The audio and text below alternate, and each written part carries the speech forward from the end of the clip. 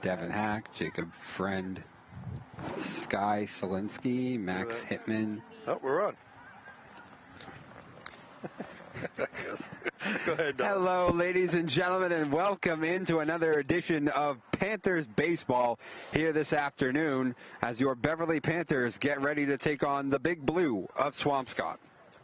Dominic Lorenzano alongside Rich Francis and Al Visnick giving you the action as always, guys, as we get ready for another, just gorgeous day for baseball.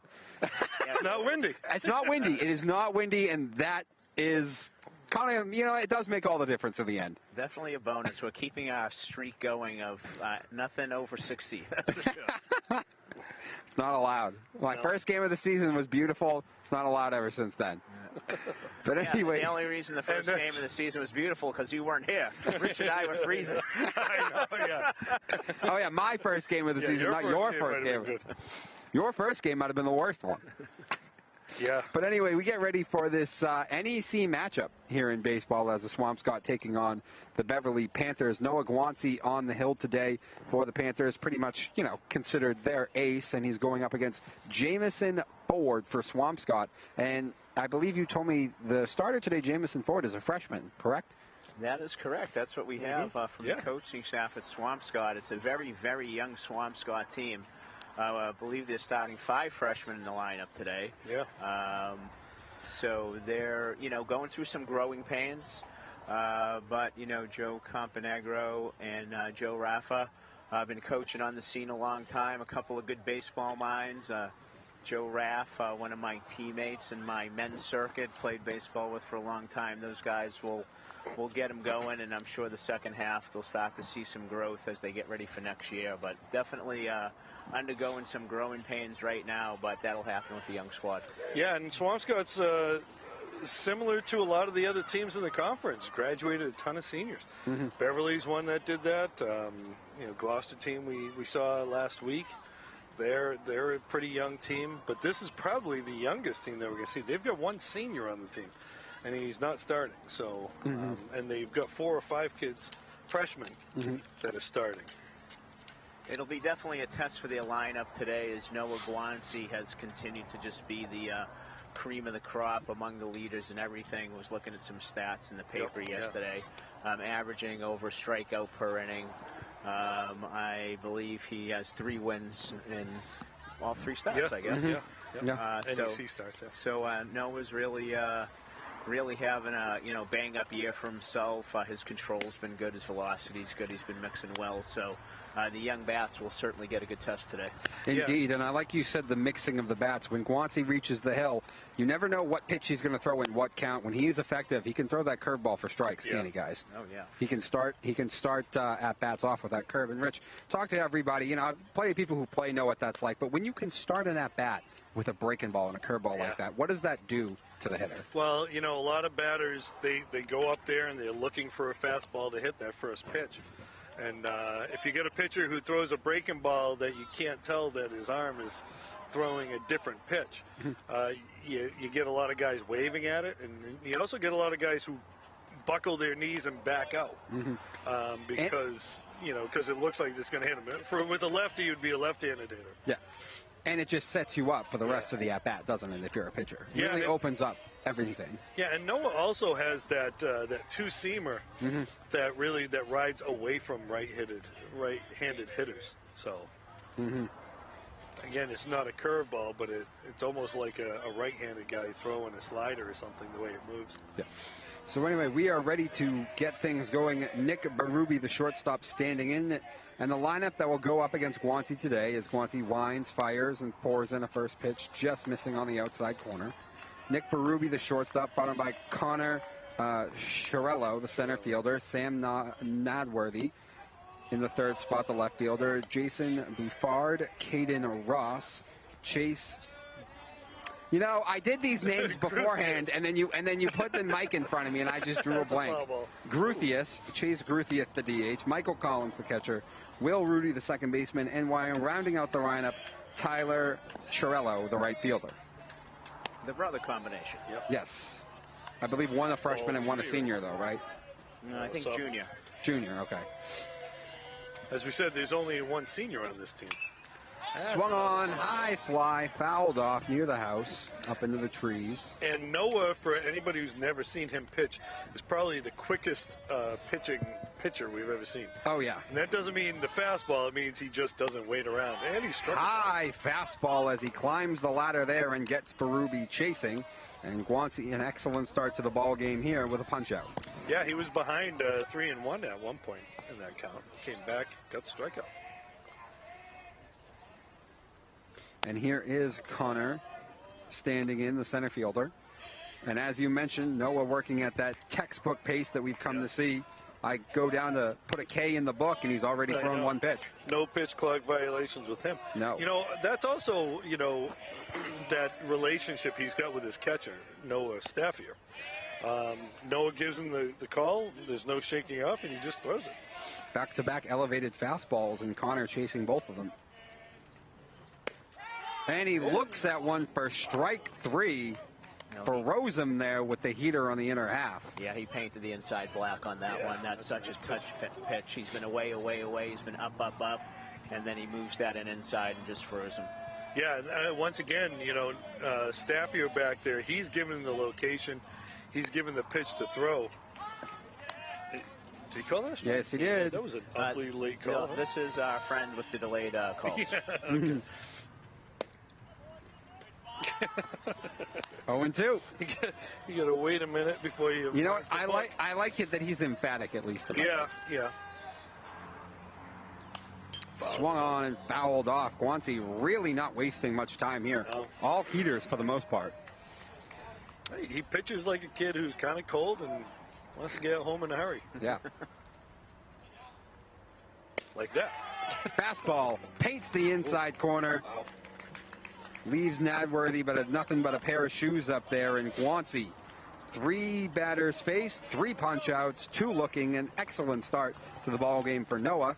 And on to the bottom of the first here, Swampscott nothing. The Panthers getting ready to bat. And you know, Dom, we were talking about that breaking ball. Did he throw a breaking ball? No, he did not. It was all fastballs. Yeah, going back to that too. I mean, that's a read on the pitcher. You know, maybe first time through the lineup. You know, he wants to get himself set, so establishing that first pitch strike, which oftentimes, like you said, is the best pitch you'll see in an at-bat. But if your team's not free swinging or can't catch up with you, I'm sure that breaking ball's coming later. But good strategy there to get ahead. And so far, other than 3 foul balls, they're having a hard time catching up with them. Yeah. So. And the more you can keep on your back pocket for later in the game, absolutely, the better it is for you. That's what we saw in the last game against Gloucester. The first time through, we saw a lot of fastballs from Zach Morris of Gloucester, and once he started throwing the curve, it really kind of changed everything up. That was exactly who came to my mind, actually. So anyway, Jamison Ford, the man who climbs the hill and throws here right now for Swampscott. And the lineup that he will face is leading off will be Devin Kolosky, the center fielder, followed by Logan Petrosino, Ian Visnick in the 3rd spot. Cleanup, Tim Carter, and then Charlie Salerno DHing, Noah Staffier, Noah Guanci. You know, he didn't used to always do that, but Guanci, one of the better hitters here, and, you know, coaches decided that, and probably rightfully so, just keep that bat in the lineup even when he is pitching. That'll be Graham Gavin there, the 8-hitter, and rounding out the lineup, Micah McManus, who's playing right field. So a couple of changes today in the Panther lineup. Logan Petrosino dropping down from the leadoff batter to the 2 slot, flipping with Devin Kolosky, and a start for Graham Gavin in left field.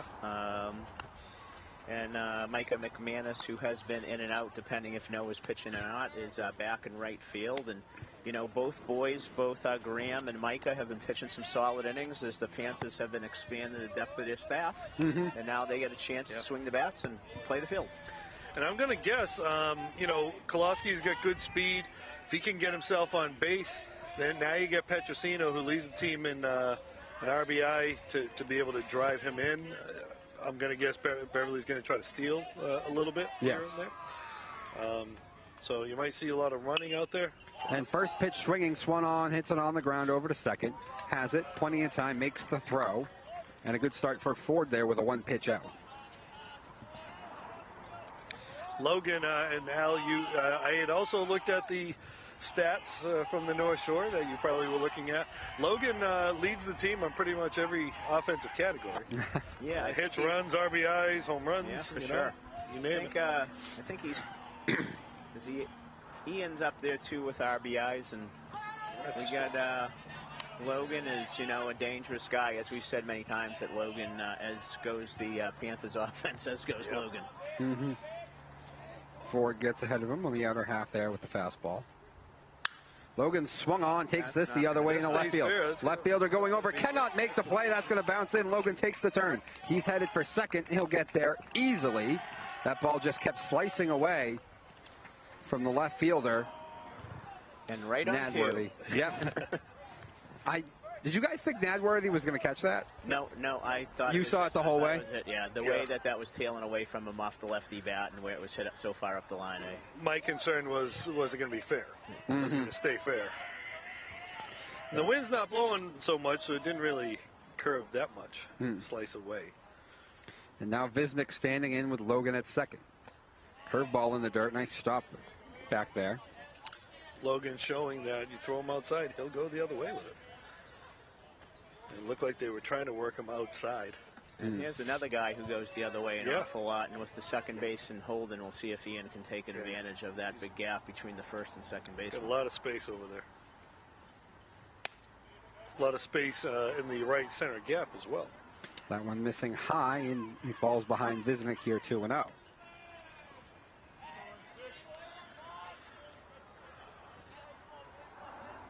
Ian looking for a good pitch here. It's going to be in his wheelhouse. Breaking ball. Doesn't get the call. Oh, okay then. I know he thought it was a strike. It looked decent. And we were waiting for the delayed call. Yeah, but that missed. And now 3-0 on Ian. One of the better hitters, obviously, in this lineup, batting third. So let's see how aggressive he chooses to be. I guess he's not. Probably not. Especially not if he's going to dot it there on the outer half. Again, similar to Leslie Nielsen in the Naked Gun with the late strike call. As well as Enrico Palazzo. Ian swung on, slaps it foul. Way up into the net over the Panther dugout. Gets himself a full count. Yeah, now it'll be a full count.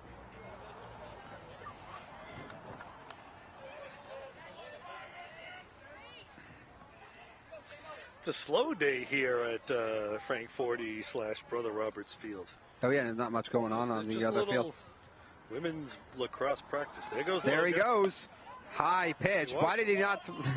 Well, I guess maybe the jump was too good. I don't know if the third baseman was ready on that one. No. Well, anyway, it's going to be a steal of third then for Petrosino. Yep. Visnick also walking and now been at the corners and one out for the cleanup hitter Carter.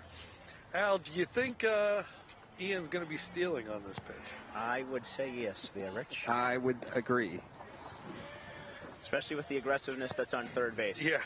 Yeah. Do you think he's not going very first pitch, is he? Sure. Why wait? He'll probably go delay steal first pitch. Yeah. He's been doing that. That's been the MO recently. No. He did not. That one missing high and away. Okay. Would have been a pretty good pitch to throw on for the catcher, too. Yeah. That maybe is why. Maybe John read that and wanted to give him something to handle. See what they have on. They called their defensive signals when Tim stepped in the box. Oh, no. Throwing over to check on Ian. Ian getting the uniform dirty, just like Mom likes. Well, he does his own laundry, so she doesn't mind. It's good. Teach him young. It's a skill they could use later on in life. Oh, man. The amount of people that I had to teach in college to do laundry was ridiculous. And there he goes. High pitch really up near nice Carter. jump. Going to throw through completely. Okay. And Petrosino was not looking to go over there at third, so they'll just take the stolen base, and now second and third with one out. Yeah, I think that he did come up in front of the bag, Dom, to make that a little shorter. Yeah. Mm-hmm. Yeah, no, I think he did. For Tim Carter, 2 ducks on the pond. Mm-hmm.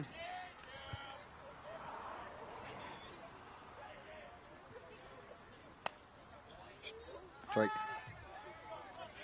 All right, so I figured out the way he calls it. He comes out of his crouch, then he gives the hand signal. Yeah. He stays down when it's a ball. He Okay. stands up straight. The knees straight and up. 2-1 now on Carter. Another breaking ball. Carter slaps it the opposite way, but foul. A breaking ball in that pitch. Jamison Staying Ford, back on that. the opposite of Guanci right now. He's been using the breaking ball quite a bit so far here in this first inning. Really been a better pitch. He has not actually located the fastball all that well. Yeah. Oh. And he clunks Carter. Yeah. Okay, well. On cue with the fastball. He plunks Carter, and Ford in all sorts of trouble right now. Bases loaded and 1 out. And the DH, Charlie Salerno, standing in. Speaking of freshmen, coming to the plate here for the Panthers. Charlie's been swinging a pretty good bat lately. Yeah, he's been keeping himself in the lineup. He's had some good at-bats, some big hits. Make some things happen. And now Swampscott will converge here with the bases loaded and 1 out. To talk this through with Ford, trying to settle him down. Swampscott trying to offset the quickness of the game that Noah tries to give us. And we're going to get a trip to the mound from the home plate umpire who wants to break up the sewing circle. Yes. Good strategic move by Coach Campanegro, though. You know, need to settle it down. He's a young kid. He's a freshman. Like you said, Dom, he's having a difficult time with his fastball, and this could get away from Big Blue early with the big hit here. So one down, bases loaded. Panthers really need to do some damage here. Also, after the walk and then a hit batsman, it kind of puts your defense back on their toes as opposed to back on their heels. That's a ball. That one missing low. You know, when your pitcher's throwing a lot of pitches without action out there, your defensive players, they tend to have a bit of a lull themselves. For sure.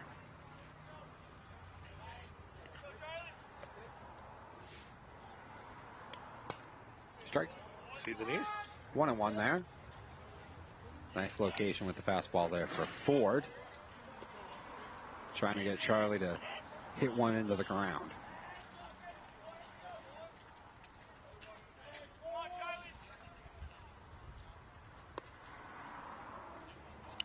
Charlie swung on and fouls that one off, and now Ford ahead of him, 1-2.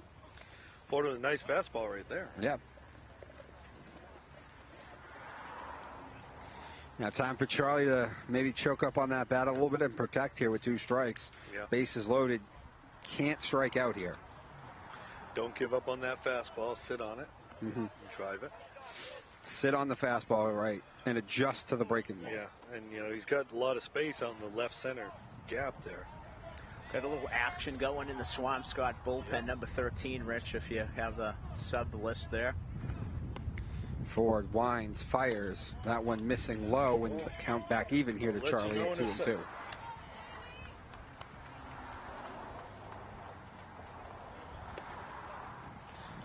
I had the lineup, Al. I don't know what I do with it. We lost it. Dom, you have it? No. I have it somewhere. 2-2 coming. Breaking ball missing on the inner half. It'll be a full count. Good job, Charlie, hanging in there, making sure that wasn't going to get by him. Yeah. Only 1 out, so the runners won't be going. Now 1 out, 3-2 count on Charlie, and Ford's got no place to put him. Panthers trying to push her across the first run so far. Jump on Swampscott early here in the first. Charlie swung on, beats that one into the ground. The shortstop, Berube, has it to second for 1. Not nearly in time to get Charlie over at second. And the Panthers push across the run as Logan scores. And the Panthers open up the scoring.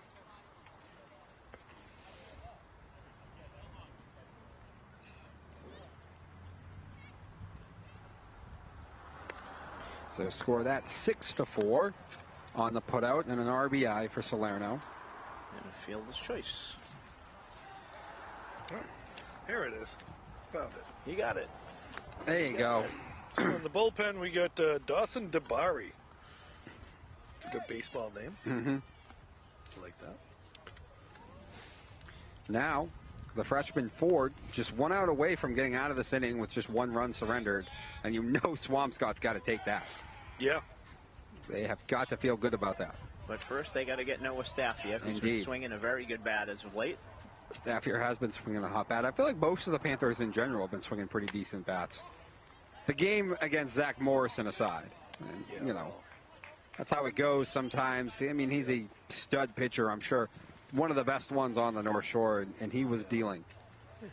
Probably the second best on the North Shore. I said one of. Okay. I didn't say the best. I said one of. I agree. There he goes. The throw is not nearly in time. It's going to get into center field, and that's going to allow the Panthers to push across another run. It's kind of interesting that they threw through. I did not think they would with 2 outs. And the runner on third was just kind of waiting for a play to happen. I know. Well, it did look like that it was going to be cut, though. They had the guy going over, and maybe that what messed up the second baseman. Indeed, but Visnick comes in to score, and Panthers pushing across another run here. And that was a strike. Indeed. So it's 1-1. Swung on and slapped foul pretty deep the opposite way.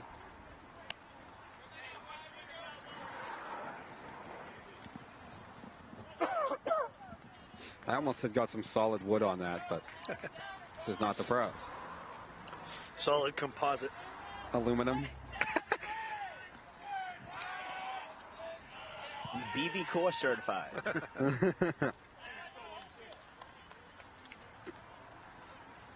You know, that change to the BB Core kind of settled things down. It got a little my crazy. Goodness gracious. Yeah, that trampoline effect from those early aluminum bats were just dangerous. That one missing. Low end outside. I remember in the Little League days, the bright orange Mako. Yep. Easton Mako. And some of those crazy balls that were hitting the Little League World Series. There was, yeah, that too. The Mako that Matt Fox referred to as the orange sticks of death. Yep. Yeah. Very dangerous. And I'll tell you, when it was in the hands of, you guys will remember this name, Brendan Flaherty, who I played with a little bit in Little League. On the Rangers. Yes, I thought Brendan. I did remember. I thought Brendan was going to kill a kid one day. Yeah, well, there were with the way the ball would come off his bat if he. I was involved in a game that I was coaching where one of my players hit a line drive that a 10-year-old third baseman hit him right in the face. He couldn't get to. Fly ball. High fly. Second baseman says he has it. He's under it, and that will end the inning. Ford gets out of it, only surrendering the 2 runs as the Panthers had the bases loaded. Pushing across the second run on the, well, I was going to say the double steal, but it wasn't really. It was one steal, and then the throw got away into center field. Steal and an error. Yeah. So anyway, with that, we go to the second. Beverly 2, Swampscott nothing. What'd you have for him on pitches? For 25 or 26? 26. Yeah. 26 was that last one,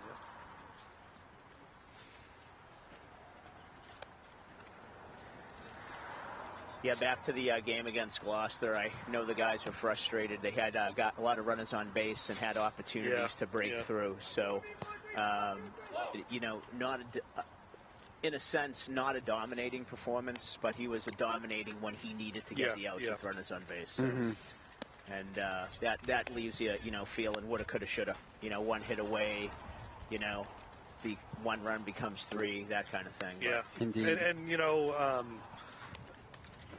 the Beverly pitching, with the exception really of that 1 inning where they gave up 3 runs, did a nice job holding the Gloucester hitters at bay.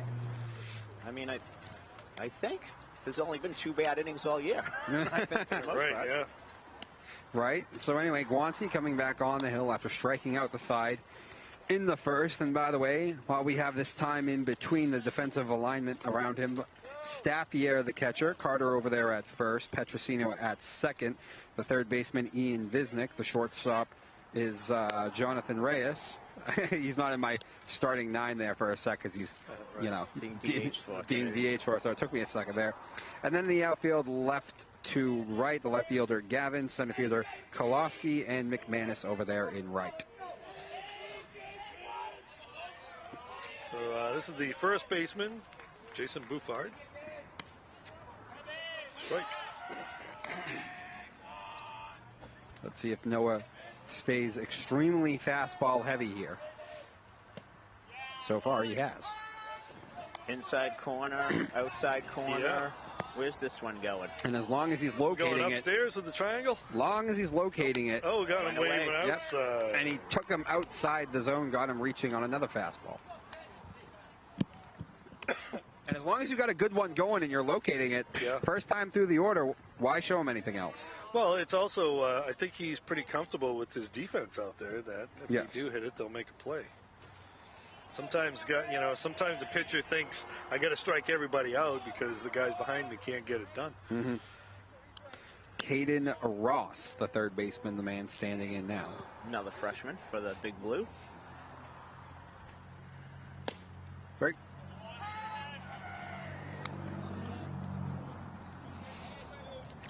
Figure at some point Swampscott's just going to start swinging at that first pitch. Right? They probably should. That might be the adjustment that you have to make. Yeah, second time around, they'll probably be starting off a few guys with curveballs. In general, especially at the high school level, Noah is just an elite strike thrower pretty much most of the time anyway. Yeah. Fastball by him. And Guanci has opened up this game with 5 batters faced and 5 straight punch-outs. Kenny K.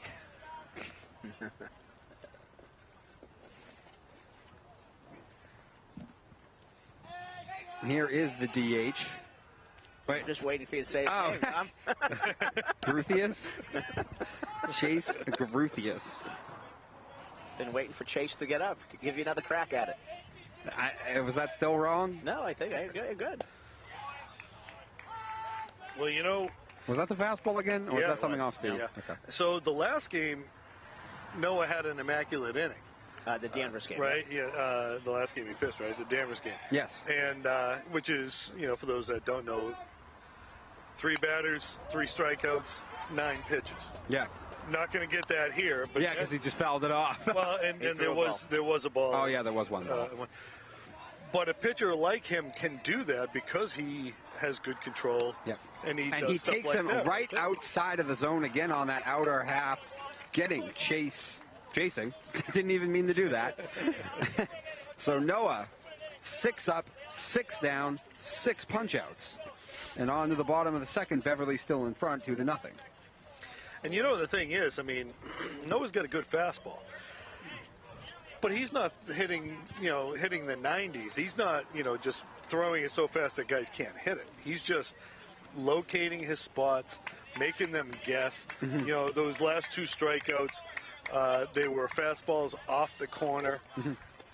They're looking for a fastball, and so you start gearing up for it, and then you end up waving at a ball that kind of tails to the outside to those right-handed hitters. Especially since those batters all had in their sequence fastballs on the inner black that just tied them up, that froze them, and then. So, That's the other thing. He truly right now is working all quadrants of the zone. Yeah. Inside, up, down, away.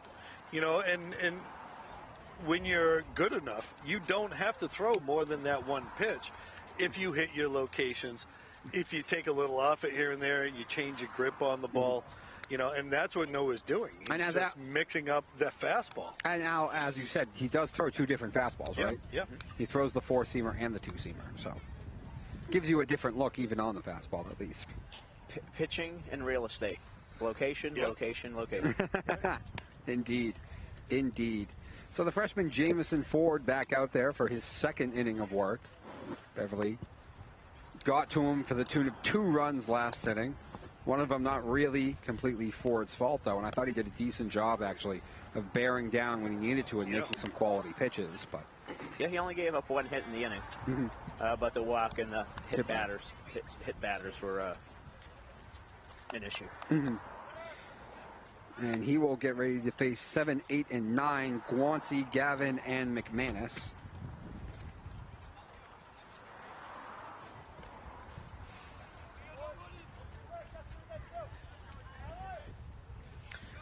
Noah looking to help himself out here. Maybe give himself some breathing room if he can score a run.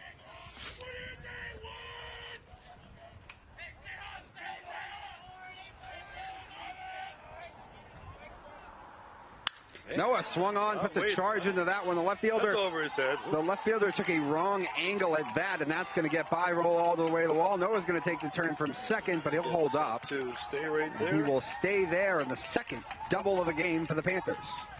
And I thought he was going to track that thing down, but he just cut the angle wrong, coming in too far on it, and the ball got past him and behind. Ball carried well. I was going to say. Well, the wind right now is... The wind helped it a little bit. I think that bad angle was, I got to get over there, and oops, I misread that. Mm-hmm.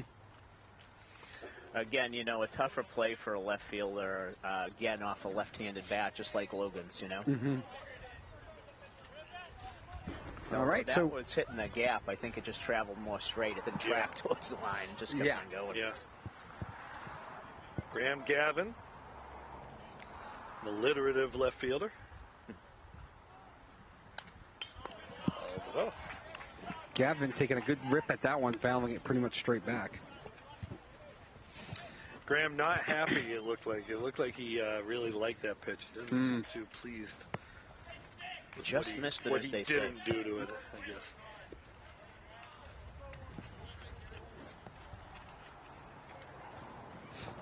So we have a courtesy runner out there, did we see?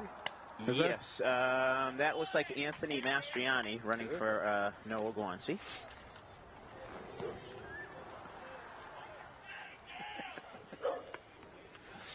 Oh, what's up with Tiger today? Oh, he's like that all the time. Just protecting Lorinda, that's all he's doing. Tiger being Tiger.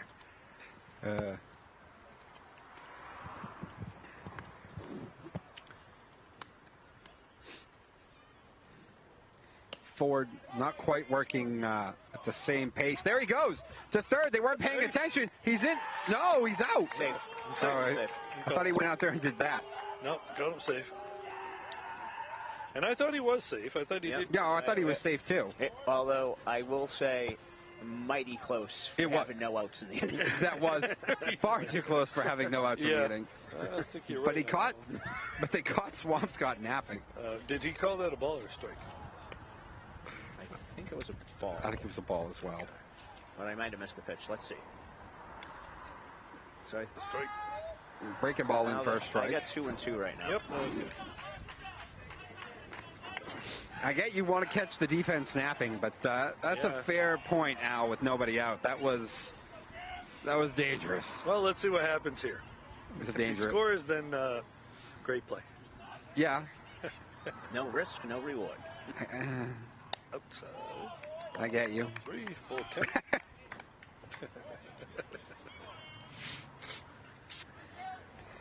I've watched a lot of baseball over a lot of years, and I am not sure that I have seen a team steal third base more often than Beverly High School. They are ultra aggressive. Rich? Yeah, definitely. And I think it's just a green light. Ball in the dirt. Oh, he first gets base, Gavin chasing there. unoccupied, throwing it over. No one's going anywhere. Nope. Tight curveball, really bit. Yeah. Yep. That might have been probably the best one he snapped up so far. Yeah, full count. Curveball in the dirt. Mm-hmm. With a guy on third. Yeah. Yeah, that's not. It's not really how you always draw it up. That's Well, he's got to, though, because from what I've seen, the curveball is his better pitch. And something tells me the batter was looking for a fastball. Yeah. Up to Micah McManus now with 1 out. Ford pours in strike one on Micah. Micah in right field today with Noah on the hill, as you've mentioned. They kind of swap out in the outfield spots, depending on who's pitching. Yep. Noah obviously plays center, but... Yeah, they'll just move guys around if they need to. Oh! And that That hit him? Yeah. Did indeed. All right, so bringing up Devin Kolowski. So that will be the second hit by a pitch of the game so far for Ford, and that turns over the lineup. Now we're back to the top with men at the corners and still only 1 out. Devin Kolowski, who grounded out to second his first time. And Kolowski's a contact hitter. He's got good wheels, so, you know, he may put it on the ground, and he should be able to beat out most double play balls. Yeah, we'll see if Coach gives the runner a chance to steal second before Devin swings. We'll see what's happening here.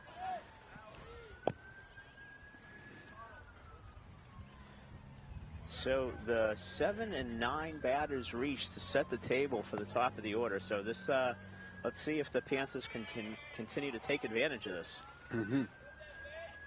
Kolosky looks like he's looking to hit the ball to the right. Let's see if they're going to have the catcher throw through again on the double. Yeah, I don't know about that. They probably won't. I thought it was surprised they did it last inning, and it led to a Panther extra run.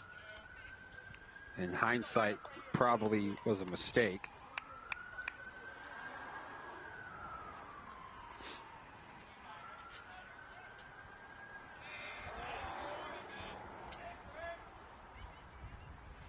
Ford taking his time, trying to keep the runners off balance. Squares around the bunts and ends up just looking at one for strike one. Ball did look a little low. One of those, the square often makes you call it a strike regardless. But.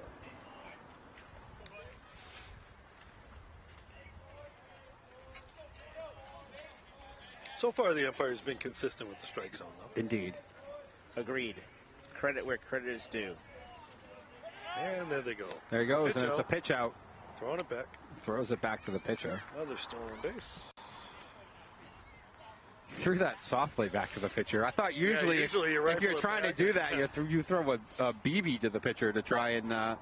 Trying to get the runner on third to bite. Yeah. Want to throw it at his head so he thinks it's going through. Yeah. Well, he took his time, too. Kind of almost gave a look back and then threw back to the pitcher. Right. So we got second and third now. One out.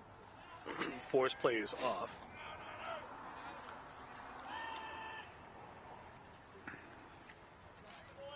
The infield's in, trying to keep the score down. I bet you he's still off on contact, though. Yeah. Ball on the I ground. wonder with Logan. With on Logan that. up. Oh, you're right. Maybe with Logan up, they won't. But usually, I feel like, especially in high school, you usually want to put pressure on the defense and just force them to make a play. But you're right. With Petrosino up next, that might be the... Yeah, with the guys in. I mean, even the corners are up. Yeah.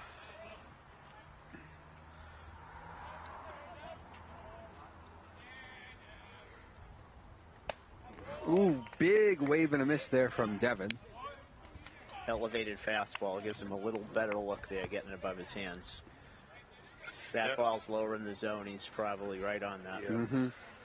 Now we know Ford will throw the curveball. Yes. In a situation like this. I'd be looking for that. I would be right now, too.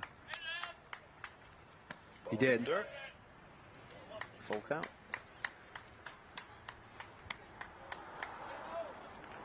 2-2. 2-2, a full count. Full. I think it's saying Yeah, three. yeah. No, Yeah, it is. Okay. If my long eyeballs are working correctly. he's throwing All right, 3-2. full count now to Instead of- Devin Kolosky. Not Gotta doing give the him the fist, fist. Not doing the fist. Petrosino waiting on deck. First base is open, but you really don't want to face Logan. One out. Swung on. Devin beautiful lashes piece that of one into hitting right right field. That's going to get down. That's probably going to score both of them. Send both runs. Indeed, he's on his Watch horse. that He's throw. going to score easily. And Kolosky will No take one second. cuts it off, so Devin's going to go to second. Yep. That's another kind of defensive miscue by the Big Blue. Yep. Going to cost him another 90 feet. Devin is at second after the two-run single, and it's 4-0 Beverly. Great job of hitting by Devin Kolosky. Worked it deep in the count. Got a fastball away and made no mistake about depositing into right field. And giving the Panthers another win of the inning. Well, and the other thing, he let that ball come to him. He waited for it. He didn't, he kept his hands back and drove it the other way. This is a team that does a good job of hitting the ball the other way, keeping the hands back. That's why when you see teams playing to pull, you're like, okay, well, you could do that, but these guys like to hit the ball the other way. Indeed, and that is going to be it. As the Panthers chase Jamison Ford from the game in just the second inning. I'll look to one of you guys to close the book on Ford in just a second. Who is that on the hill right now? Because the pole is obstructing my view. That is Dawson Dabari, Okay. number 13.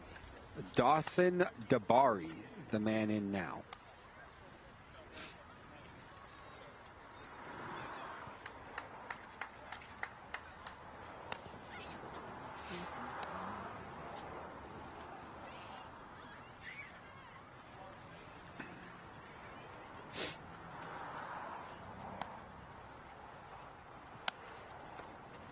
So Dabari, the man in now. The Panthers have got off and running very early here with 2 in the first, 2 in the second to chase Jamison Ford, and still only 1 out and a man at third.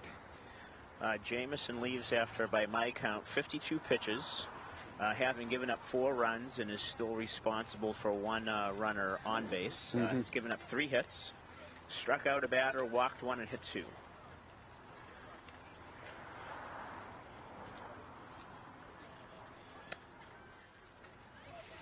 All earned, those runs.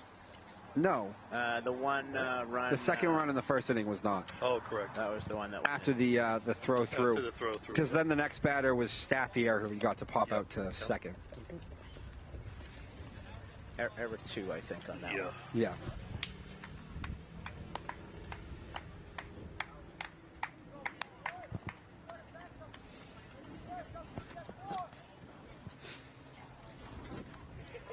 All right, so All right, so Dabari Koloski. gets to face Petrosino here. Dabari, you said? Dabari Yeah. pitching. So Logan Petrosino, the man in now. The emphatic call to play ball from the ump. Logan swung on and fouls it off. Back towards that track. Logan is a great first ball hitter. Sees it, hits it. As he did in his first at bat, took the first pitch for a double the other way. Dabari with a breaking ball that was out of the zone, but still goes after it and fouls it off. Logan's a pretty good second ball hitter, too.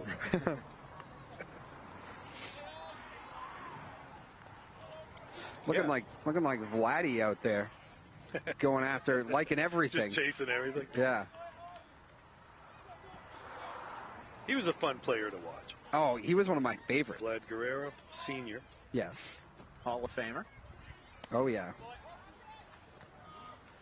He was just as much fun to watch play the field as he was to swing a bat. Oh, one of the best arms I've ever seen. Unbelievable. A cannon. Complete 5-tool player. Fly Oh, ball. boy. Gonna get Yeah, a high tag fly. on The it. right fielder has a beat on it. Just hang. Drifting over. Makes the catch. Makes the catch. Gets Devin the going to runner tag and go to third easily. And now 2 away with Koloski 90 feet away and Viznik coming to the plate.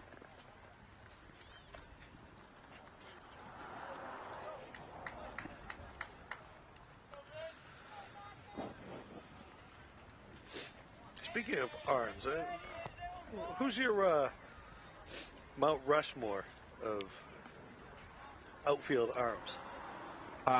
Ichiro, Vlad. Now it's hard. Yasiel Puig had a cannon. Yeah, but it wasn't always on the spot. No, but you just said arm. Well, to me, accuracy has something to do with it. Okay. Harper's got a good one. It's a delayed call on that Yeah. strike. That was a bit Ian delayed. walked and scored a run in his first at See, bat. Dom, you didn't have the pleasure of watching Dewey, Dwight Evans out He there. would be there for me for sure. Yeah. Ooh. And I'm going to give you a name that a lot of people don't know, Joe Orsulak. Oh, okay. Baltimore Orioles. Yes. Reggie Jackson had a big arm. Jesse Barfield had a good arm. Dave Winfield. Yep. Clemente. Ooh, that's how. Yeah. My apologies, he didn't come up earlier. Yeah. There's a lot of names. There's a lot to try and cover. Jackie Bradley Jr. I don't know. I don't think he was in the same class as those guys. Oh, no, but he's got a really good arm. He does.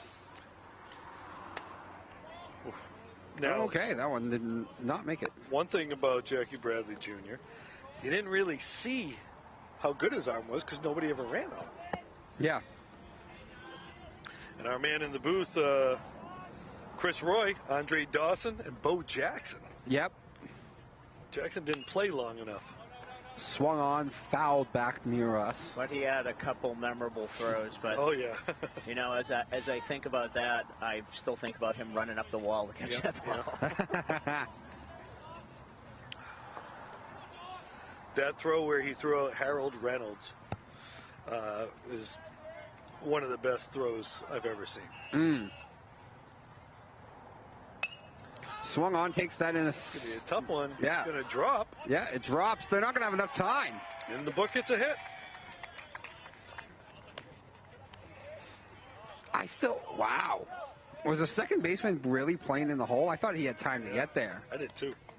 Maybe he thought, like we did, that it was in center field. I know, it did fool me off the bat.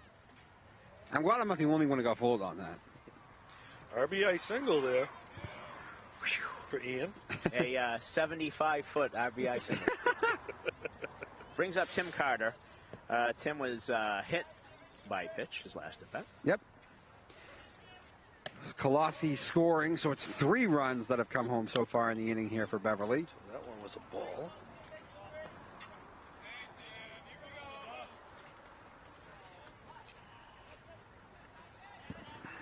See if Ian steals and gets himself in a scoring position here. There he goes. Really call, on the really outer good half. jump. Yeah, he's not going to have any chance at Ian there. No. I think they're going to run wild on this team right now I believe so. for stolen base wise. Dubree here is also not the quickest guy to the plate. Or Dibry. Dabari. That's right.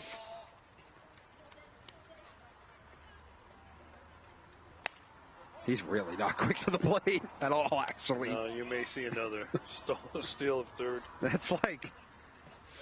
I mean, you don't want to make the last out at third, though, but... Well, and with a left-handed hitter. Yeah. It's a little He'll score on a single. Yeah. Well, there he goes. There he goes. And he's got it all the way. Don't even throw it. A curveball in the dirt. Like I said, running off Dabari, though, is going to be like candy from a baby right now. Yeah. Okay, another stolen base, Ian. 3 on the day. He maybe could have had a 4th if he went earlier on that first. I know, and third. right? We could have given it a 1. All right, so Salerno's standing in. Fielder's choice and an RBI his last time, up back in the first. All right, so we got a first and third situation, 2 outs. Fleet of foot Tim Carter over there. What do you do? Fleet of foot Tim Carter? I don't know. I think he still go anyway. You like that one? No, I like it. Tim can do it. I get confidence in him. Well, again, as you said, Dabari, a slide step there. Yeah, he did. And we get a strike.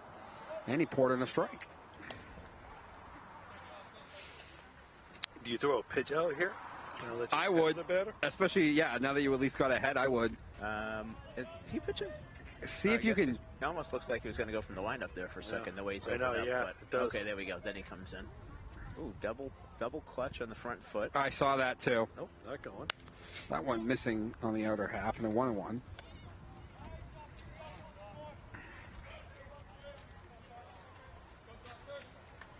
All right, now you get a 1-1 count. That would be a good time if you're going to steal him to center. Ian looking to steal home, I think. Could be. Carter not going. Curveball. Curveball grounds. A liner over to short. Berube with it the whole way there, brings it in. And that puts an end to the inning. 8 men come to the plate for the Panthers, though, and they score 3 times. And as we go to the top of the third, it's Panthers 5, Swampscott nothing.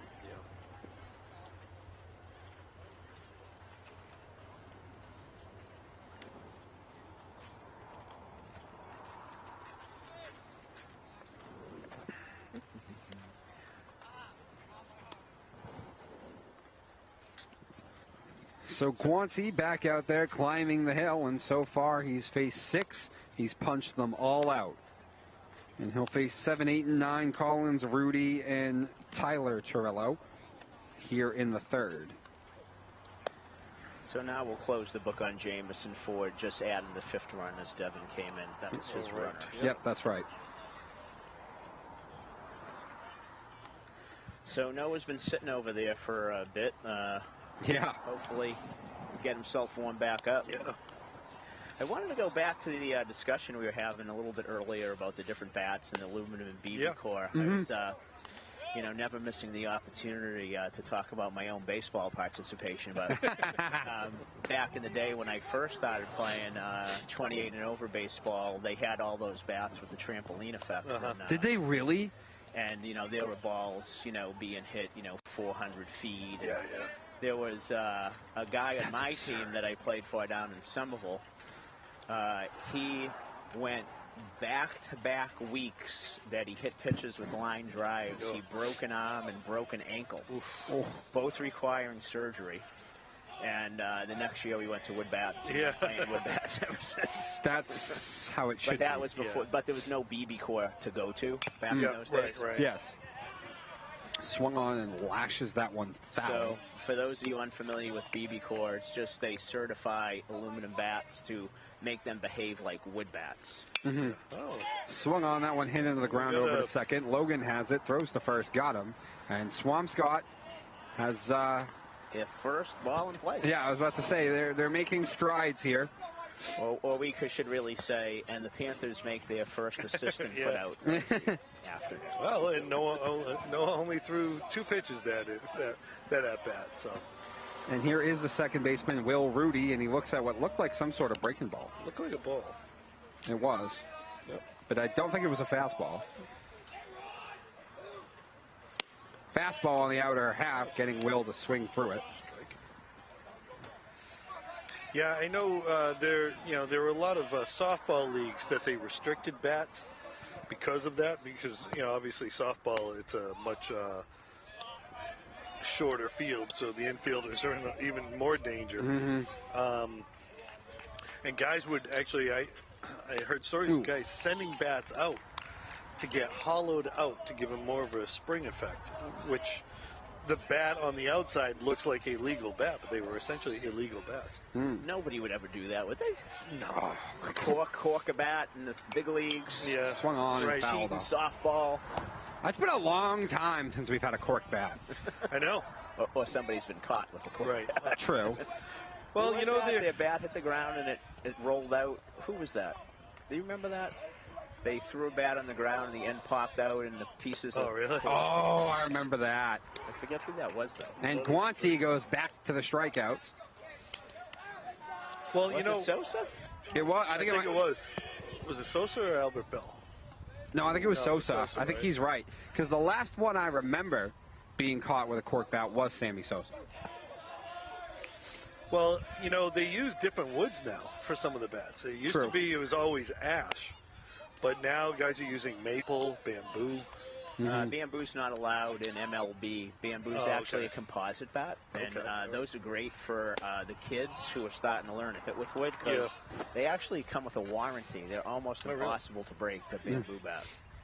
But absolutely, maple is the bat of choice, and it's so rare to have ash that I happen to know that Evan Longoria swings ash because it's rare.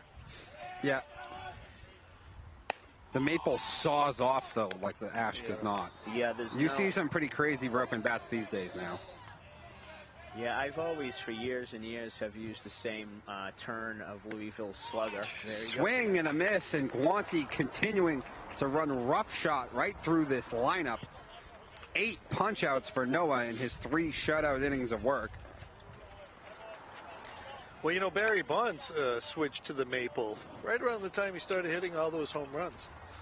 Oh, I'm sure that was It why. must have been the bat. Yeah, right? Well, it was the bat. It's a hard one. Yeah, exactly. There was nothing else. No. It was that and his batting helmet got smaller. Well, the maple put on that weight. But it is I think it was such the cream he was putting on his knees. I thought the cream was for the bat. Yeah, it was for the bat. Rich. It is a totally different feel, though, hitting a ball with maple versus ash. Yeah. It kind of seems weird to say that ash is a softer wood, but it's a lot more forgiving. And that goes with the way that they break. Usually when ash breaks, it's still in one piece. When maple breaks, a lot of times you see the barrels go flying. Yeah. So, I mean, ash is becoming increasingly rare and more expensive to get ash bats, actually. So Maple's a little harder to throw the barrel at you if you're Roger Clemens. That's right. That is right. This has been some great bat throws. The other one I can think of is Manny Machado swinging at a curveball, intentionally throwing the bat over towards Josh Donaldson at third. Or Juan Marichal, who didn't actually let go of the bat. Yeah, he did not. When he went after Johnny Roseborough. And then after he finished his career with the Red Sox and was an independent ball, the name is escaping me. Not Izzy Alcantara. No. No, he was with the Paw Sox when he did that. He was with the Rangers, then he came to the Red Sox. Wait, he kicked the catcher? Big. I remember that. Big second baseman. He charged the mound and hit the guy with the bat when he was playing like for the Long Island Ducks or something. Wow. After his MLB career was over. Swung on, hit on the ground over to third. Third baseman has it on a nice hop. Long throw. Staffier hustling down but cannot beat it out. And Swampscott starts this inning off at least with an out. There's your hard 90. Yeah. I'd like to see that. I'm going to watch that one on replay tonight when I get home. If the pole's not in the way, I want to see that. That looked close. Noah Guanci standing in now. Got him, but it was close. Noah made it closer than it really should have been with the hustle. Guanci doubled and scored last inning, got it all started with that. This time ground ball over the first. Bouffard will take it himself, and Swamp's got two guys coming to the plate. They got two outs. Ooh, 2 pitches, 2 outs. Swampscott trying to get their first quiet inning so far. Let's see if Graham takes this pitch. Jose Offerman. Oh, yes. Oh, I remember That's him. Right. I do remember what you're talking about, too. Strike?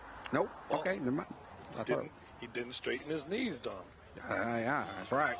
Don't watch the hands, watch the knees. Right. Jose Offerman. That was a big contract. Was it? At the time. They gave him a real big contract at the time. That didn't work out. No. And they had just let someone go. I forget who it was. That's another. They let someone go as a free agent. They signed Jose Offerman. Was it Mark Belhorn? No. Offerman was before Bell-Helm. Yeah. Oh, he's before they won the World Series? So I want to say it might have been Mo Vaughn. Jose Offerman was. You guys ever play, or at least ever heard of Stratomatic? Oh, sure. Oh, yeah. Okay. Yeah, absolutely. Jose Offerman was the first.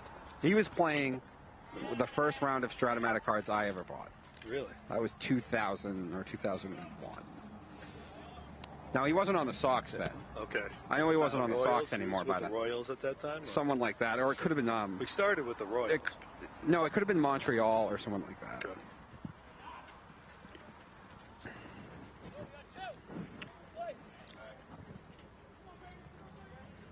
Montreal Expos. That was a franchise. It's obviously the Nationals now, but they put out some pretty good ball players back in the day. Vlad Guerrero, like you said, started with them. Pedro Martinez, right? And the North Shore's very own Jeff Juden was 11-1 at the All-Star break and got, I don't know if he got the start, but he made an All-Star appearance as a Montreal Expo. Yeah. It's great, the baseball history. We can all bring up, all three of us here. Tim Raines and Andre Dawson are in the same outfield, along with Ellis Valentine. That's a ball. There'll be another topic, though. You talked about Offerman, some of the worst baseball contracts that we can remember. Well, I just saw Chris Davis is still getting paid like $14 million from the Orioles. That was one of the worst I've ever seen. And Graham walks in at bat, much to the delight of his mother, Ann Gavin, who's just outside the broadcast booth. I see Ann, but I don't see her mother, Sarah, with her, so I'm guessing Sarah must be watching at home, so we'll give her a shout-out. Here is Micah. He was hit by a pitch. Is Sarah watching from home? Micah McManus standing in. Okay, so we got one out, man on first. Let's see if Graham goes on this pitch. Nope. Micah, hard shot. Nice play. One hop right to Bouffard over there at first, though, who makes the play. Okay, another 3U. And a good, quiet inning for Swampscott, though, there, at least for them to get them back into the dugout. On to the top of the fourth, Panthers 5, the Big Blue nothing. So, interestingly enough, Jose Offerman started his career with the Los Angeles Dodgers. Really? He played from the Dodgers from the time he was 21 until the time that he was 26, and then he went to the Royals. Then he went to the Royals. Okay. Then for 3 years, Sox for 3 years, Toronto for a year, and then finished his career back with the Red Sox. Okay.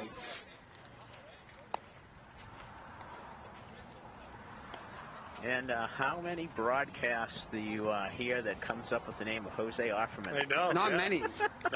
You're getting as obscure as me. I have my work cut out for me. So we had Jose Offerman and Joe Orsulak in the same broadcast.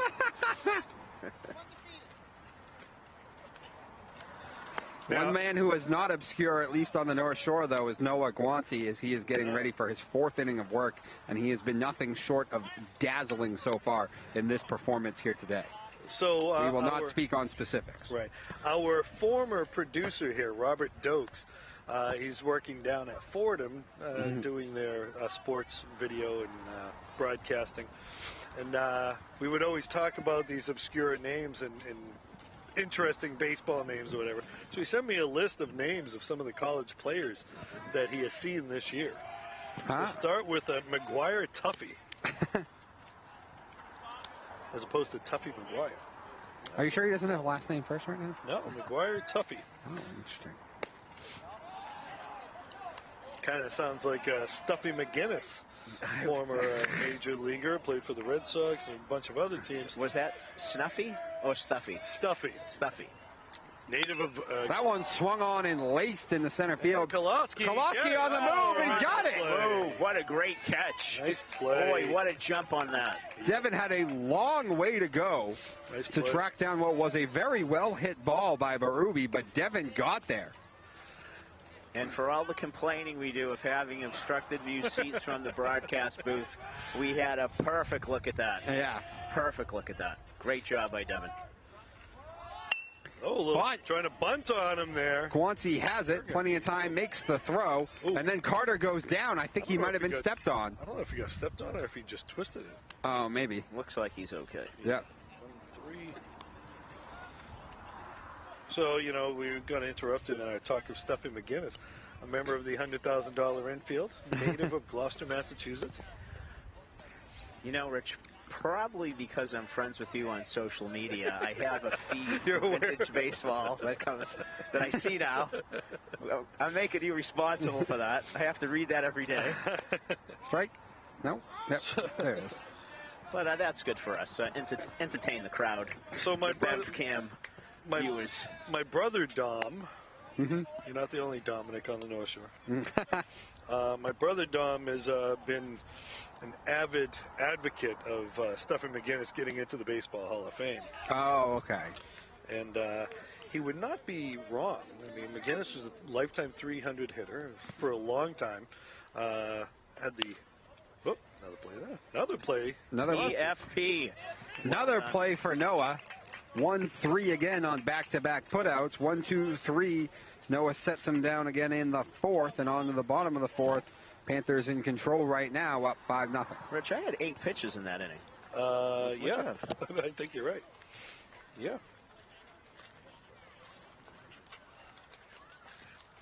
No punch-outs. At 46 pitches after 4 innings. That's about where he should be, because that was a very quick inning. He's been very efficient even with all the strikeouts. Back to Stuffy McGinnis. Well, yeah. For a long time, had the best fielding percentage of a Major League first baseman. Really? With over a certain number of chances, yeah. Again, lifetime 300 hitter, World Series champ a couple times. Like I said, member of the $100,000 infield. Who else was in that infield, Rich? Do you know? You're going to have to help me out on that one. I don't know either. Oh, okay. We'll have to do some research. I just know the Gloucester guy, that's all.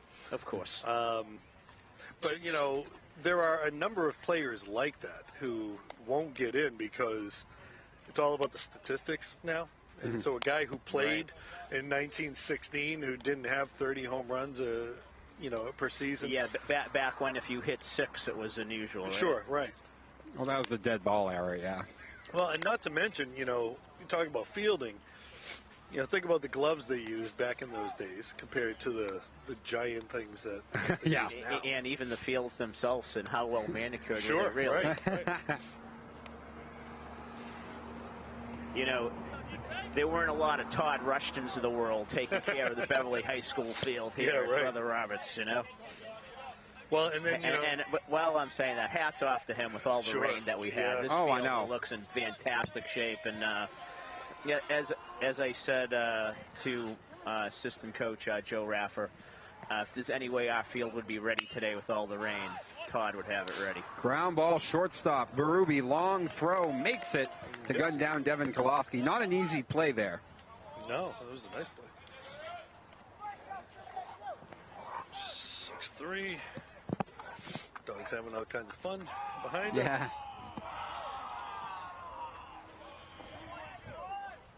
Brings up Logan Petrosino, 1 for 2 today with a double and a deep fly to right field. Yeah. He doubled and scored the first run of the game.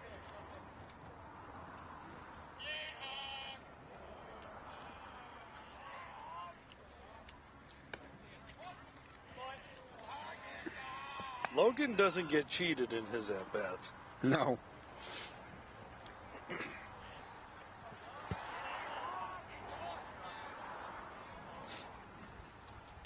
Another breaking ball. Logan goes out and hits it right back to the mound. Breaking ball. Bari has it and throws him out.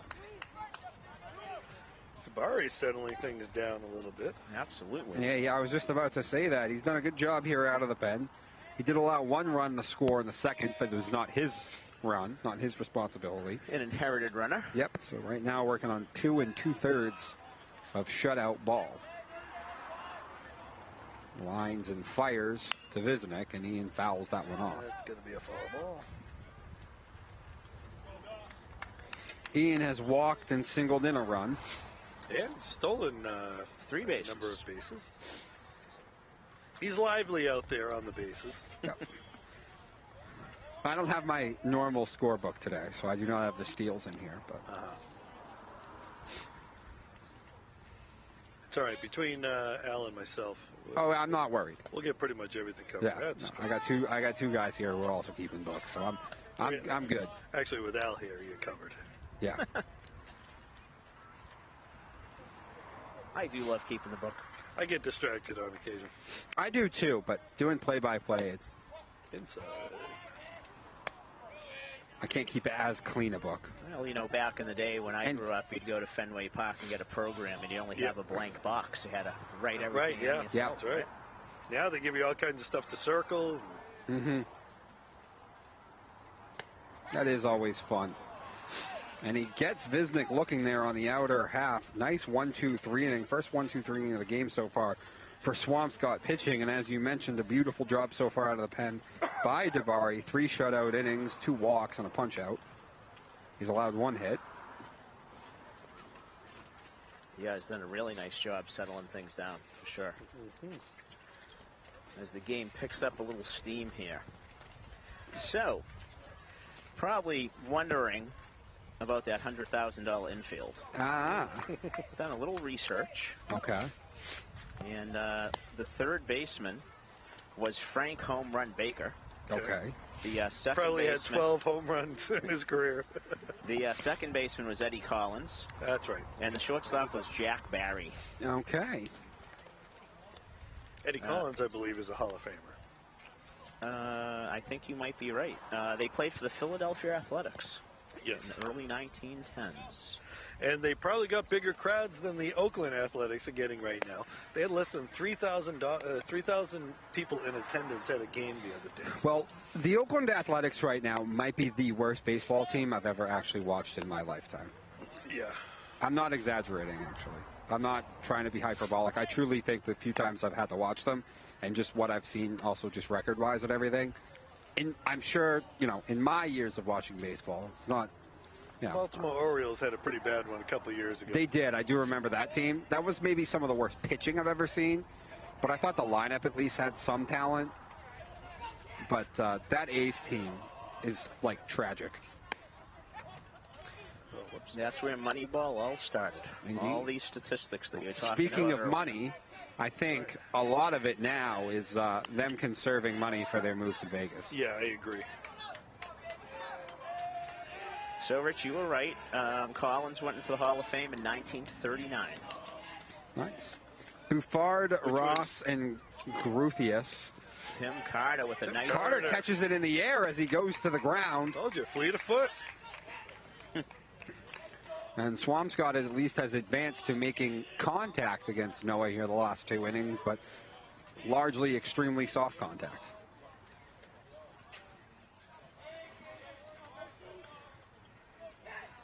And now Caden Ross standing in. Struck out his first time. One of 8 punch-outs in the game so far that Noah Guanci has had.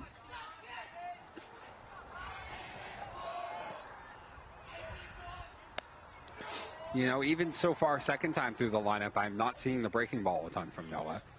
And you know what? Yeah. Why? But why would he need it? Right now, he does not.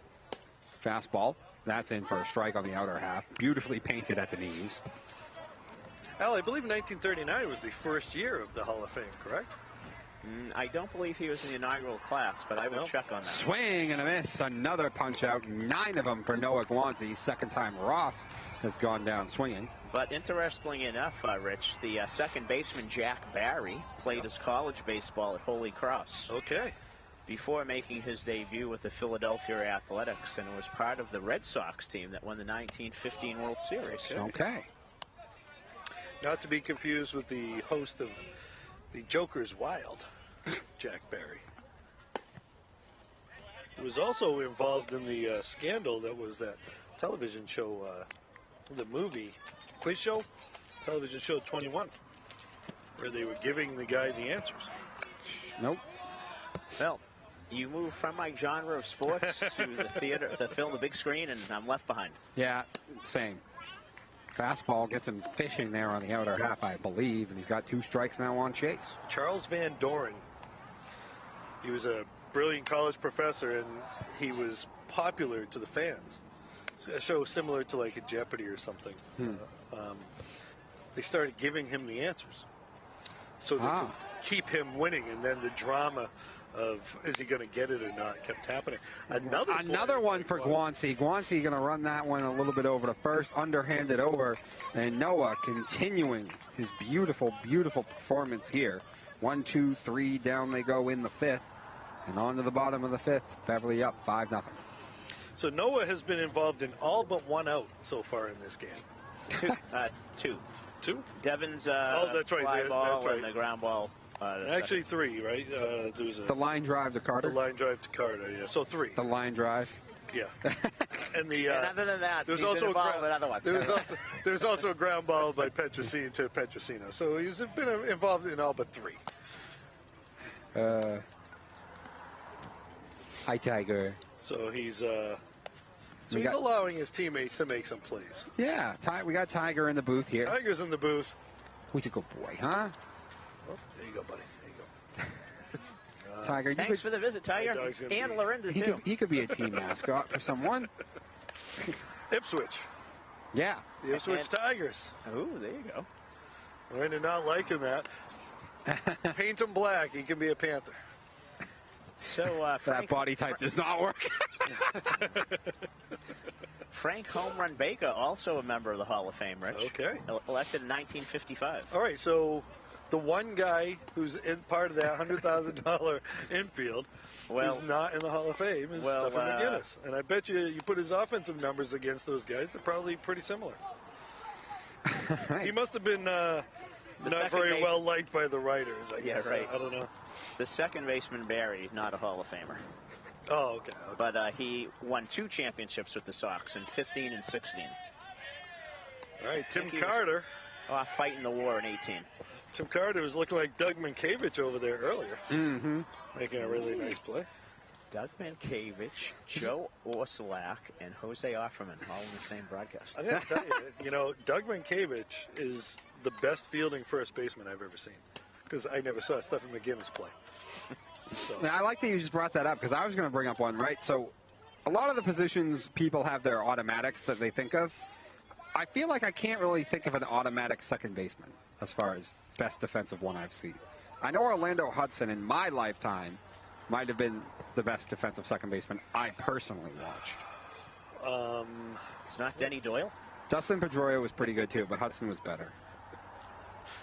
I know that's treasonous coming from a Sox. Sandy Alomar is pretty good. Roberto Alomar, excuse me. Mm-hmm. Evers, as in Tinker's Evers to Chance. Yeah. That's before Again, both of us. we never saw her. So, yeah.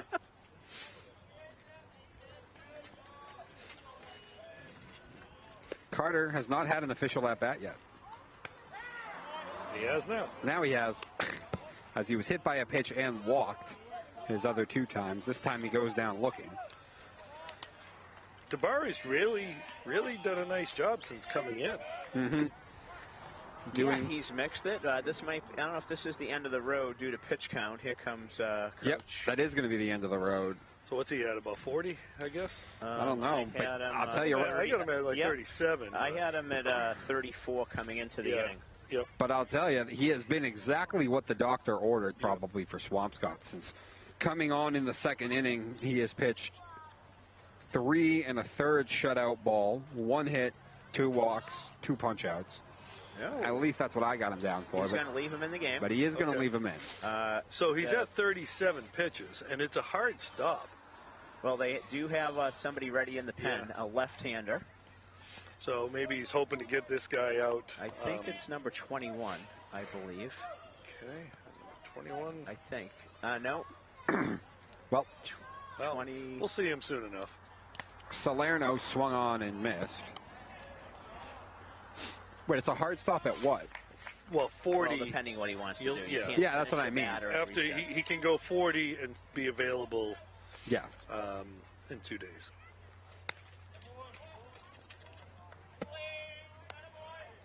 So if it's a hard stop, we think he has 1 pitch left? Mm-hmm. Yeah, I think so.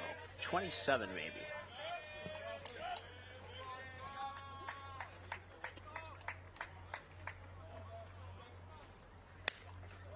That one missing high. You know, it's possible our pitch count is not what theirs is, too. Yeah. Always possible. Well, we've been talking about Jose Offerman. Not Stuffy the best McGinnis. field. Not the best second baseman we've ever. That was a strike. Okay. All right. 2-2. 2-2. 2-2 on Salerno. 0 for 2 today with an RBI, though.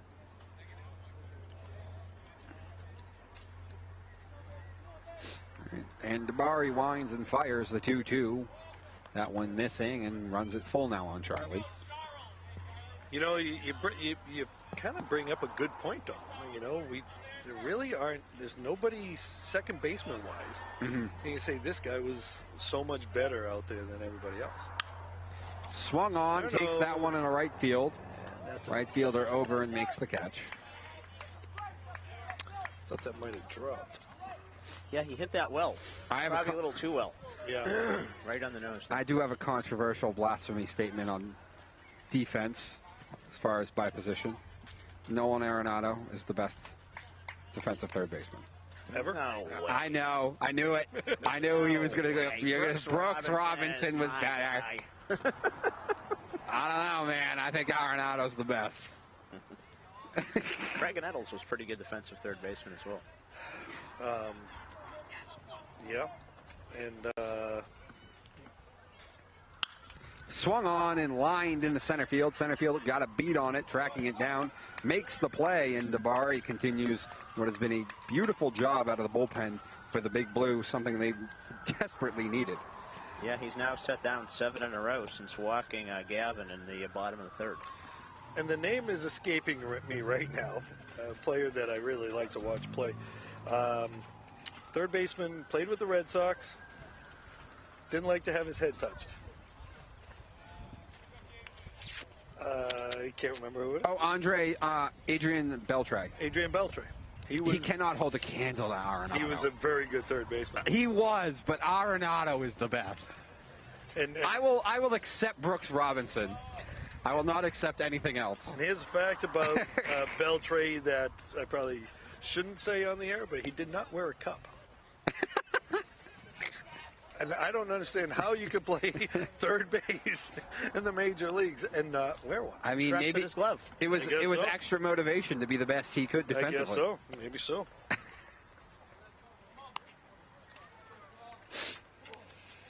So DeBarry's held the Panthers scoreless over the last 3 innings. Mm-hmm. It looks like we have a defensive substitution for the Panthers. It looks like Casey McGrath has checked into first base for Tim Carter. Okay. Rest of the outfit looks to be the same defensively. Now, I wonder if that's a defensive switch or Tim was looking a little hobbled there. You know, he got stepped on or twisted it or something. Could be. Yeah. Even on that play where he was looking like Minkiewicz, as we said. He looked like he came up hobbled a little bit. So Yeah. All right, Guanci will face the bottom of the Swampscott order here. Collins, Rudy, and Chiarello. Collins broke the strikeout string back in the third by grounding out to Logan Petrosino. Mm-hmm. One of the many times Noah let his teammates make a play. Yeah. There's been so many of them. It's a messy book I might draw. Man, if this one's a mess, there's no hope for you.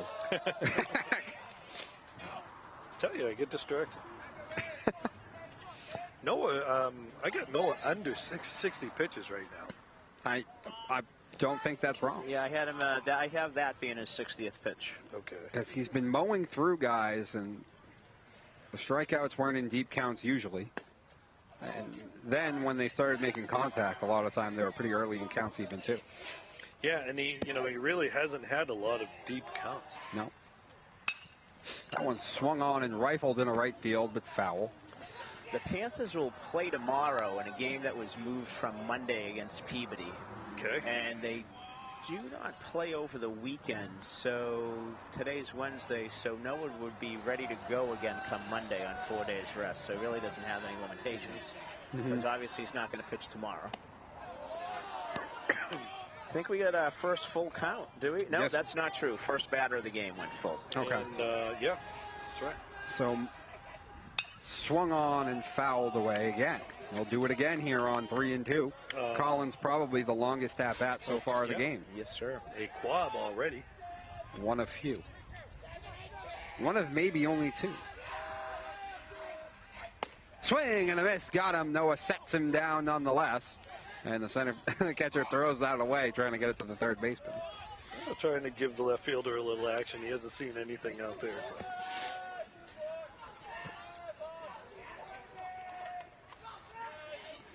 Is that 10 punch-outs now for Noah? I think he's in double digits. Yeah, there's the 10th, correct. All right. You get a strike right there. Will Rudy standing in. His second AB. He's punched out once. Strike two. Yeah, Roddy just kind of jumped out of the way of that one. Mm-hmm. Didn't really look like something to jump out of the way of. Noah ahead on the count now. 2 strikes. Noah winds and fires on the 0-2. Swung on and fouled off Staffier. That got a good piece of him. Yeah, that one hurt. Yeah, I'm just going to get in front of him and try and give him a minute. I wonder if Staffier feels some pressure, though, because he doesn't want to break up the rhythm that Guanci is in. Yeah. Well, he's waving everybody off. That's what I mean. Okay, right. And if you recall, the last game they played on Saturday, he got hit in the head with a pitch, and he came out of the game. Mm-hmm. And I think in that same game, didn't he have a little bit of a collision at home plate defensively? I don't remember Didn't that. a guy slide into him? Maybe. Yeah, you're right. Guy slid under him, and as the ball went up the line. Yes. Yeah. I don't know if he got cleated or something happened. That's a ball. 2-2. I got a 1 and 2. I think that's the first ball in the sequence. Maybe. I don't know. We'll He see. had a couple of foul balls there. Okay. And Will will step out of the box here. Yeah, and try to break up that rhythm. Step out. Ooh. Oof. All right, Blue, what's the count? 2-2. Yep. Guanci winds and fires the 2-2. That one swung on, hit on the ground over to third. Off of Ian. That's going to get by. And that is going to break up the perfect game. Oh, is there a perfect game going? I didn't notice. Good bid. He laid out for it, but wasn't able to come out for it. That's a tough play over there. How you boys scoring that? I'm scoring it a hit. Yeah. I'd hate to take both away, but that's a hit. Well, he really had to range to get to that. That's what you can't. You're pandering to what you're watching out here, trying to get him the no-hitter if you call that an error. Okay, so we're going to get a runner here. Number 2. And I think he probably knew the situation, so he laid out for that. Mm-hmm. So, that was actually the no-hit and perfect game bid ends after 5 1/3 innings of work by Noah Guanci. It has just been an absolutely masterful performance. And that was a pinch hitter, Ben O'Brien. Oh, that was Ben O'Brien? Ben O'Brien hitting, and now number 2, Roddy, is back in running. Good pickup, Rich. So that was a pinch hitter. And this maybe is another pinch hitter, number 1 coming up instead of number 3. Yeah, that is another one. And that would be Nick Paradise. Nick Paradise. A name familiar in Vikings baseball. He used to play with Ian way back. I'm not sure where he's played more recently. But Nick and Ian were teammates when they were younger. Okay.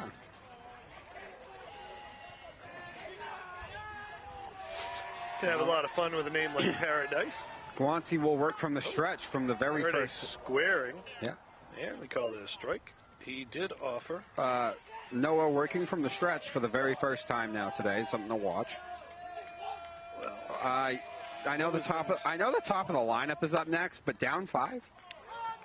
You're gonna bunt? Well, maybe try to make something happen here. Now, I wouldn't be surprised if you see Noah throw over here. Mm-hmm. Use the actual pickoff move as opposed to just a throw over. Not going to do it. Just going to strike him out instead. Swing and a miss. Got him. 11 punch-outs for Guanci. All right, so we got Berube back up, right? And yep. Or is that? Yep. Okay. Nick Berube now the man standing in. Guanci firing again. That was off speed. That was something else. Yep. Mixing it up a little bit. Whether it was the breaking ball or the straight change, I could not tell, but it did look like a breaking ball. I think that was a changeup. Yeah. Straight change? Okay.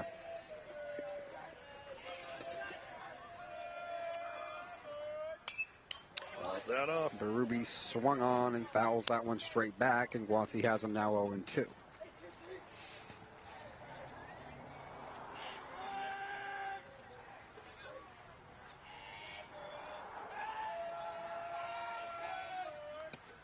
That hit him?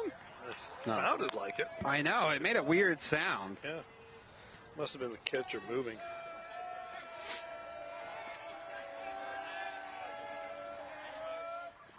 Oh, that one got away. Yeah, no one missing high and away that time. That one got away from Guanci.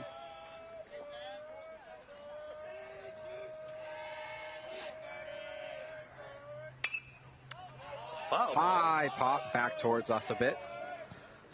Noah's actually not even looking at the runner at this point either. He's just focusing on the hitter. Well, he's been in such a great rhythm all day. He wants to keep. He looked at him there. That one right back to Noah again. Another one. Noah having a busy day in the field as well. Runs that halfway down over to first and then underhands it over to McGrath.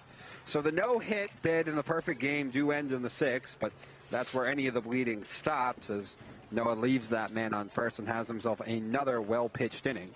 Yeah. And on to the bottom of the 6th, 5-0 Panthers. Al, how many pitches you got him? I had him for 24 that inning, Rich. What do you get for total? 82. Okay.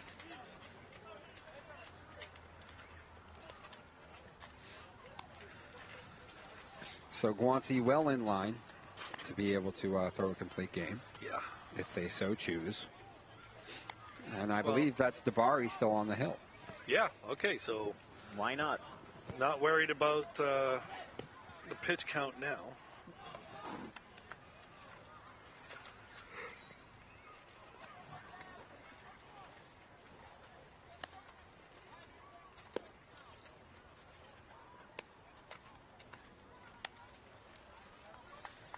So the Panthers will have that man leading off in the 6th, Wawansi, followed by Graham, Gavin, and Micah McManus, unless Coach Cahill has any pinch hitters. So Noah's got a double, run scored. 11 strikeouts. And 11 strikeouts. And a stolen base, which was actually Anthony Mastriani, but it's in his slot in the book. Is that how that works? No, I think it goes down as Anthony's steal. But Still. it's a little different with the re-entry rule. Yeah. All right. Tabari whining and firing and missing on the outer half. Off the plate.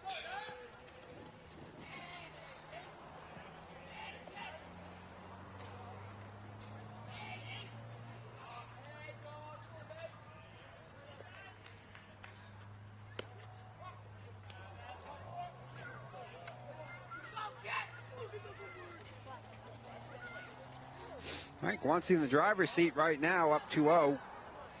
Can look for a fastball in a certain location. That's just what he did, and he hits it hard over the first. First baseman cannot get to it. Guanci's looking to go for two. The right fielder has it. He does. Throws it all the way in, but it's not going to be very close. And Noah Guanci has his second double of the ball game. As they say, he is doing it all. Yeah. With the bat, with the glove, and with the arm, and with the legs. I was down by the dugout earlier in the game, and I saw Noah, and I said, "You're on the mound today." He said, "Yeah," and I was going to give him some advice, and I didn't say a word. Good thing. Probably the best coaching move I've ever made. I'm not even a coach, but yeah. All right, so Mastriani back in there to run, wreak havoc on the bases again. So wait, does Guanci get credit for the run scored though? Right? He still does. Yeah, I believe. Yeah, because he's the one who hit. He was the runner initially. Yeah.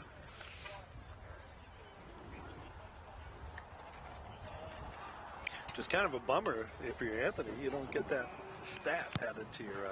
Yeah. Even though maybe you created it by stealing a base. Yeah, Tabari does. He's a little deceptive out there. It looks like he's pitching from the windup. Oof, Gavin's swinging a miss. Gavin has struck out and walked so far today. And you could actually see Mastriani looked a little confused. Now he's more from the stretch. But the previous pitch, it looked like he was standing there, going to go from a windup. Oh, coming back.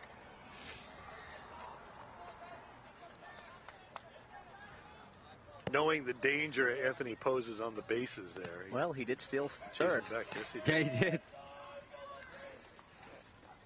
Not stealing that one. That ball's in the dirt.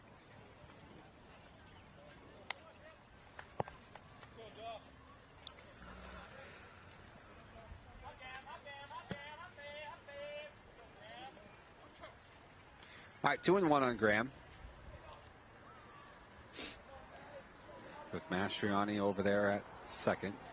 Making Tabari work very deliberately. Ground ball over to short. Berube has it. Good strong throw over to first, nabbing Gavin. And now there's two away. Just one. Oh, right. Right, yeah. You're right, Guan. You're right. You're right, Guanci let off. Just seems like this, the way this inning's been going. I know. Seems like there have been more batters. Okay. And now McManus, 0 for 1. He was hit by a pitch back in the second and came around to score. That was the 3-run inning by the Panthers. 8 men came to the plate. They have not scored since that inning, though. Outside. Set up outside. Hit the target, so he got the call. But, yeah, Panthers jumping out early on Swampscott here. All 5 runs coming in the first 2 innings. But since then, this man on the hill, Tabari, has silenced the Panther bats. And there's a high pop-up. Shortstop Berube going over. Left fielder coming in. Nick's going to take charge and make the catch. Still backpedaling, though. But now Tabari's got 2 outs in the inning. You were just forecasting. Yes.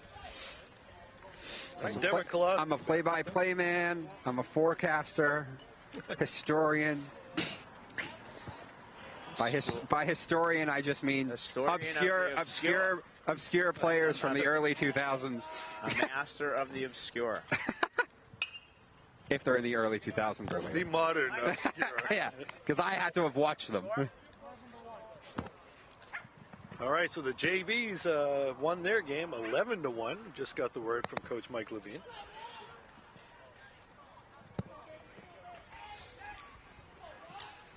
Here is Devin, 1 for 3 today, 2-run single. Swung on, hit pretty well in the right field. The right fielder coming in, still coming in, slides, gets away from him, and Koloski's going to have another RBI. He's on his way to second. They didn't notice he was going there as the throw came into the cutoff man. And the Panthers up 6-0 now as they finally break through against Davari. Yeah, the right fielder broke back on that, and then the ball wound up dropping in front of him. Scoring that hit still, though, right? Yeah. And outfielders don't get errors. Giving a double? You know that, Al. A single on that. No, I'm giving him a single. And advancing on the throw to the cutoff man. But he got an RBI. But his third of the day. I was just about to say, moving Koloski up, that one off. High pop up, third baseman over in foul territory, makes the play, and that will put an end to the 6th inning. Panthers push across another run thanks to the RBI 2-out single by Devin Koloski. And on to the 7th, 6-0 Panthers. But yeah, Koloski, having been moved up to the leadoff spot, it seems like Coach pressed the right button there because he's got 2 hits and 3 RBIs. Yeah, real interesting that your leadoff guy is your leading RBI. I know, that's not usually how you draw it up. Well, that's been the case all season, and then it seems like the guys at the bottom of the order are just setting the plate for these guys. Yeah, doing a nice job. Very nice job. Well, you got Noah Guanci getting himself 2 runs scored today on 2 doubles. Getting himself on there so they can drive him in. And it looks like we're going to see mopping up here for the Panthers, the senior left-hander, Matthew Roy, coming in. Yep. Okay. So that is it then for Noah Guanci, who pitched 6 absolutely dazzling innings. And as I talk, I'll let you close the book. Should be one of the easier books to close as it's extremely clean. No runs, 1 hit, 11 strikeouts. Shouldn't take long. That's about it. There you go. And what, about 82 pitches? 82 pitches. Yeah, so Noah... And, obviously Noah probably could have gone a little longer, right? But, why bother? It gives you a chance to let Matt Roy get in here and get some innings. He hasn't had as much opportunity, but he's done pretty well in the innings that he has thrown. His last outing was up in Tewksbury, a 2-inning relief appearance where he picked up the win. Okay. And as we pointed out earlier, Chris Roy is in the booth, the production booth with us today. So he won't be able to coach his son because he's back behind the glass across the parking lot. So don't worry, Chris. He got it covered. Yeah. All right. And we've realized, Al, having coached our kids to a certain degree, at some point they stop listening to you anyway. So that's a ball. Connor Chirello, the man standing in. It will be Chirello, Nadworny, and Bouffard, all to face Roy here in the 7th. That one missing in the dirt. Ball 2. Right near the shoe tops. This looks like maybe a pinch hitter. It's number 4. Number 4. Who is that? Okay. That would be Casey DeCamp. All right, so pinch hitter here, Casey DeCamp. As Swampscott tries to get something going, although I'm sure the Big Blue are very happy to see anyone out there on that hill that is not Noah Guanci.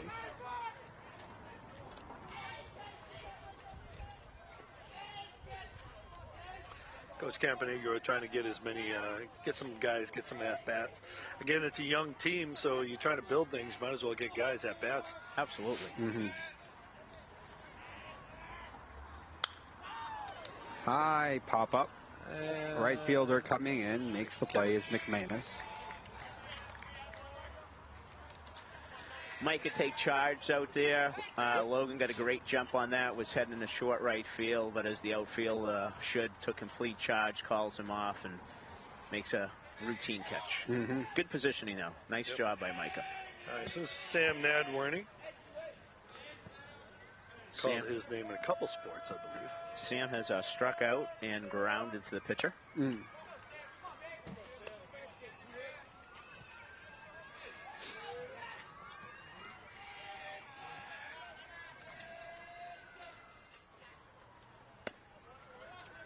That one missing as well as Roy falls behind here, 2-0 to Nadworny. Looking at the book, Noah struck out every batter at least once. Oh, okay. Nobody was able to escape. Yeah, no one was safe. Nice. That one pops up. Nice job by Staff here. He had a good far way to run for that ball. Yeah. Tracks it down, and the Panthers 1 out away from putting this one officially in the win column. We have another pinch hitter here, number 12. That would be Quinn Hitchcock. Quinn Hitchcock, the man standing in. Last chance for Swampscott to keep this going. Strike one. And strike one there from Roy. Do you guys know what the next game is? Tomorrow away at Peabody, but I'm not sure when the next home game is. Okay. I'll let you know in a second. It might be Wednesday. Okay. No, he chucked with the first base ump and no strike. Let's see. Tomorrow's against Peabody. High fly in a left field. The left fielder does not have to go far. He is under it, makes the play, and that will do it. The Beverly Panthers, on the strength of a beautiful pitching job by Noah Guanci. 5 runs put up by Beverly in the first 2 innings before they tacked on another one later in the game. And they win this one by a final of 6-0 over their NEC opponent, the Swampscott Big Blue. Nice job by Matt Roy there coming in, throwing a 10-pitch inning as him and Noah combined for just 1 hit. Just diving. Ian knocked it down, unable to come up with it. So close, but great performance and coming off the heels of a loss last Saturday. Getting back on track with the conference win is fantastic for the Panthers. Yeah, and I like the way that you put that because it puts in perspective just how close Guanci was today, because he really was. It was not, you know, it was 5 1/3 perfect innings of work, and as you mentioned, just a diving play by Visnick. Knocked it down, but too far away for him to go and track it down and make the play afterwards. And, you know, we want to, I know Ian's going to be kicking himself all night over that. So he just to get his glove on it was provided substantial effort there. Oh, so. yeah. Yeah, at that stage of the game, you know, every guy out on the field knows what's going on, and they're going to lay out. They're going to do whatever they can to try to preserve it for their guy on the bump. And it was a valiant effort. It just didn't work out. No, it was quite the valiant effort. Can't make every play, even the easy ones. Yeah, that was not an easy one, and it was definitely a hit. And, you know, I like that we put that in because it puts it in perspective. For you to throw a perfect game or a no-hitter, there's always at least 1 or 2 defensive plays that just have to be made. Some of them are just ridiculous. Like, how can you ever hope to have that play made? Mark Burley's perfect game comes to matter when Wise went back there and made that catch on robbing a home run. Yeah. So I thought the catch that Devin Koloski made, the left center field gap, we were going to point to as being the one that was the most challenging one when that happened. I know. That ran through my mind. Exactly. So Guanci, nonetheless, an absolutely dazzling pitching performance here today. Double-digit punch-outs, 11 of them. And as we said, the Panthers jumped on Swampscott early and ends up winning this one 6-0. Koloski, 3 RBIs on 2 singles. Gentlemen, you have much more to add here? And well, Guanci also did at the plate. 2 runs on the 2 doubles. Scored 2 runs, like you said. So... and stole the base. Indeed. With a little assist from Mastriani.